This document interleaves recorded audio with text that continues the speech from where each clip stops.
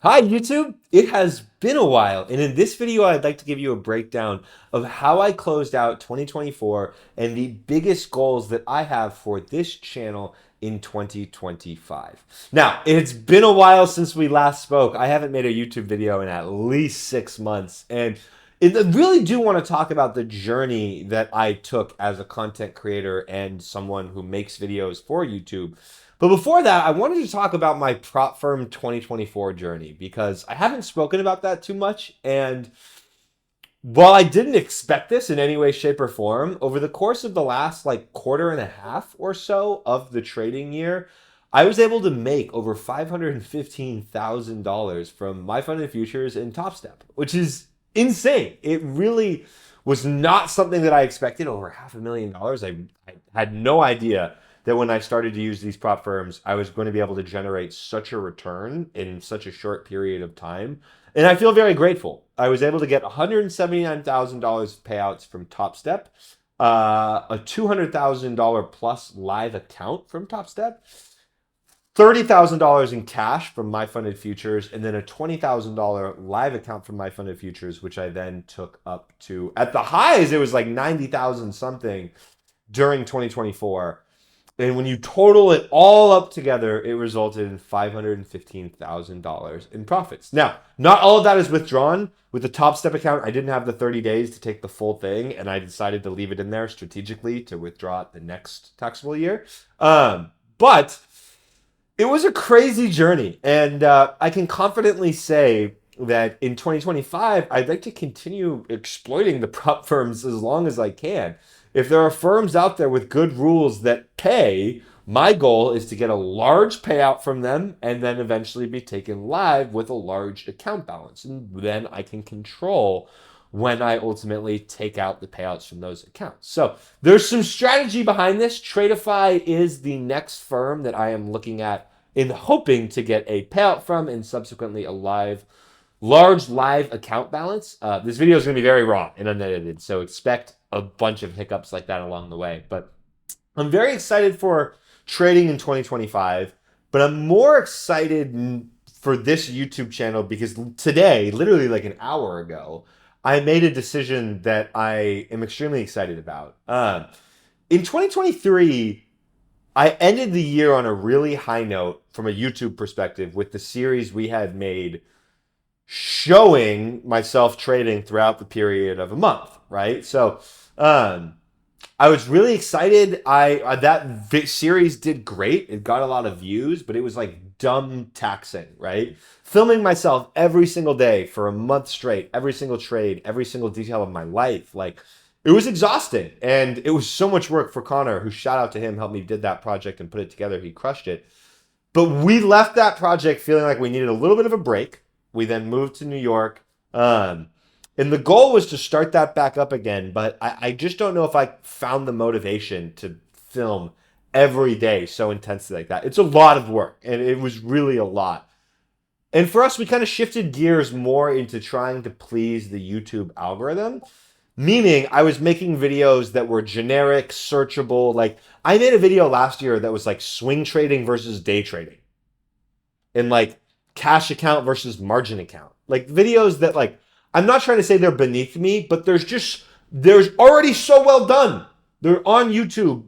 Countless of them are out there that there's no reason they're fine. They are great explanations as is, right? Me making a video on day trading versus swing trading is not going to actually change the course of someone's journey to success as a trader, right? It might get me a few new subscribers along the way, but I had no true joy in creating content that felt so searchable, right? And it felt like we were literally just trying to please the algorithm. And for me, while that might have gotten views and done well, I lost all passion that I had for making YouTube videos. And that's why I haven't made one in over 6 months. And I tried. I literally tried to make a video about how much I made from prop firms because, dude, think about it. That's like such a catchy title. How I made $500,000 from prop firms 2024, blah, blah, blah. Like, I had a videographer come over. We shot the video. We filmed it. He went back. He edited it. And he sent me over a version without any like pop-ins or edits. He just sent me like the raw cuts. And I was like, I hate it. I was like, that was terrible. I just it made like it felt like it made no sense. It felt like I was jumping from topic to topic. It felt like I hadn't structured it well, but it also felt like I was trying to please the algorithm. With it was all based around a title. How I made 500K from problems. And I was like, I just hate it. And then today, as I was making an Instagram story, I phrased something a particular way.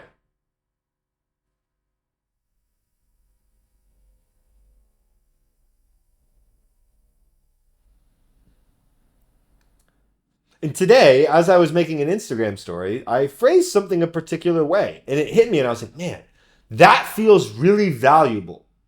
I would love to make a YouTube video about that. But the normal things that get in my way got in my way. I was like, okay, well, got to hit up an editor. I don't even know how to pop in screenshots, do any of this. I'm banking on the fact that I'm going to be able to film this all in one take.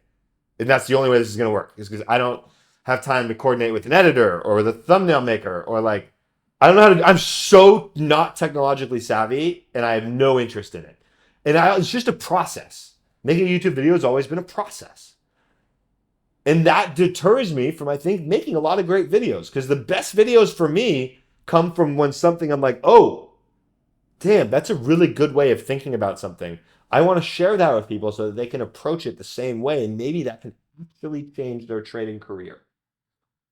Day trading versus swing trading is probably not going to change your career. You probably knew those differences already. I probably just regurgitated information that was common sense.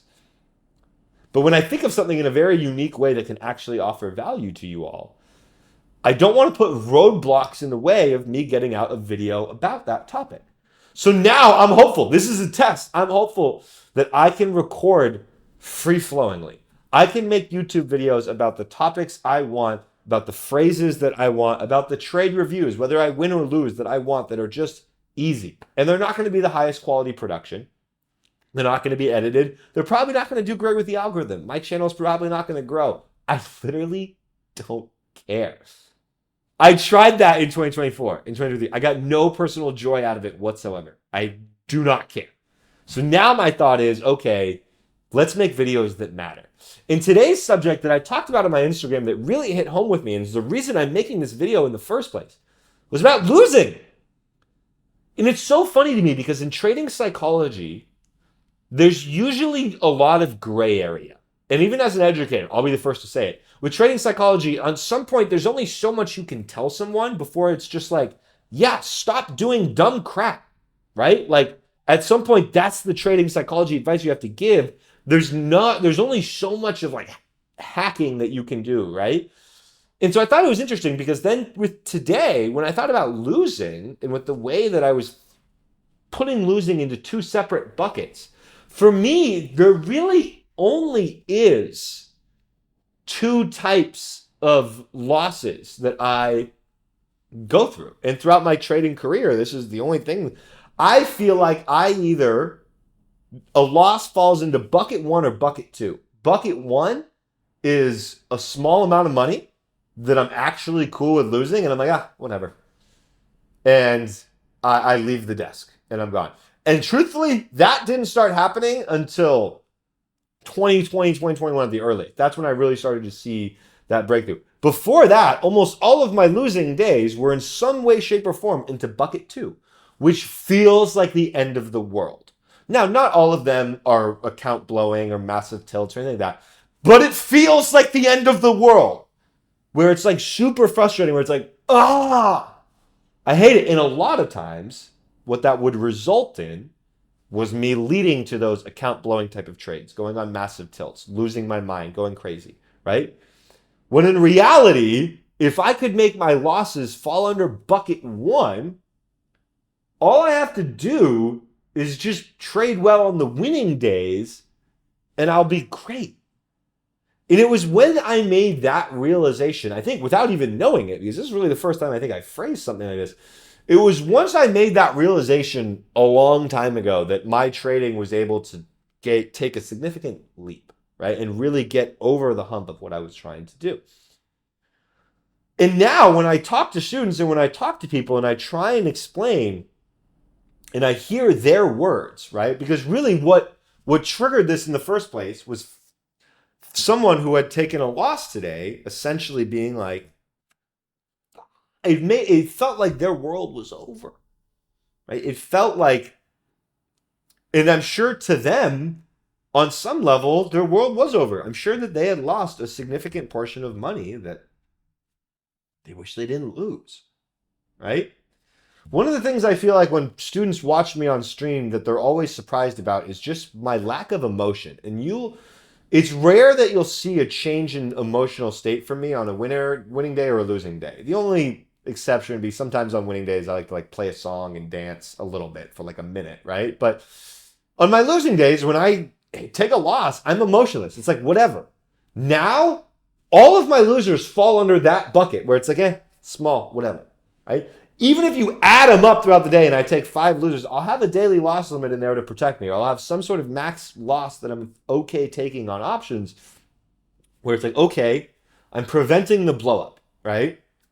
But if all of my losses can manage, raw and uncut video, if all of my losses, if I can make them manage to fall under bucket 1, then I'll not only survive long-term as a trader from a numbers perspective, but I also won't pull my friggin' hair out every day.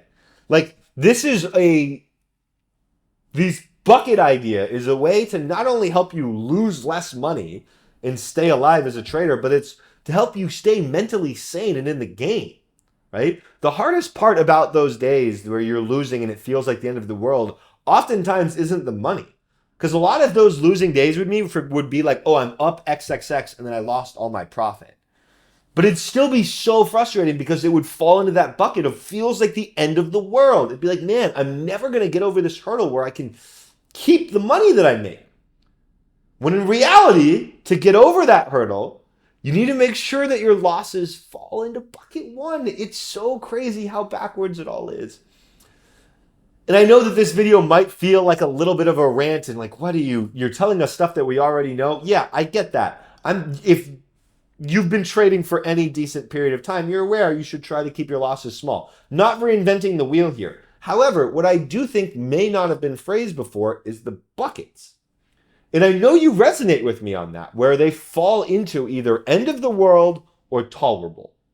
And the only time that you are going to make actionable progress as a trader, I promise you, is once all of your losses fall into that tolerable state. Which means that your losses are small enough that they're actually tolerable. Whatever that dollar value is to you, it's probably different to you than it is to me, but whatever it is, you need to make sure that it's tolerable and that you're actually comfortable losing that amount. You also want to make sure, especially on futures, that you have platform risks to keep you in control. A daily loss limit that prevents you from losing a crazy high amount. And guess what? You should plan that daily loss limit to be smaller than you think. Because if you think your daily loss limit is $1,000 and that's the most you're willing to lose in a day, you should probably make it like 500 then. Because when that 1,000 hits, trust me, you will still be annoyed, right? And it's that feeling of being annoyed and being frustrated that leads to tilt. When your losses are in bucket 1 of tolerable, that doesn't lead you to tilt. It's when they're in bucket 2 that feels like the end of the world that leads you to tilt. So if there's anything that you take away from this video that I hope works out, I honestly am recording this and it's probably minute 11, 12 by now, and I honestly have no idea if this version's even going to work. But I'm hopeful that it does. I'm very hopeful that it does. And if there's any takeaway that you would have from it, I hope that the takeaway is that as a loser, you want to aim to keep all of your losses inside the tolerable bucket, or as much as you can. Because the minute they start to fall into the end of the world bucket is when you start to make terrible decisions that you often cannot take back. So welcome to the new RakeTrades YouTube channel, where I hope to just give you raw, authentic thoughts that can maybe change the lives of 1 or 2 of you out there. And if I've done that, I have more than done my job, and I am far more fulfilled than an algorithm-seeking, pleasing YouTube video creator. So with that being said, I'm going to stand up and press stop now and then hope and pray that I figure out how to plug this into the video. So I have no idea what I'm doing. We'll hope. All right. Cheers.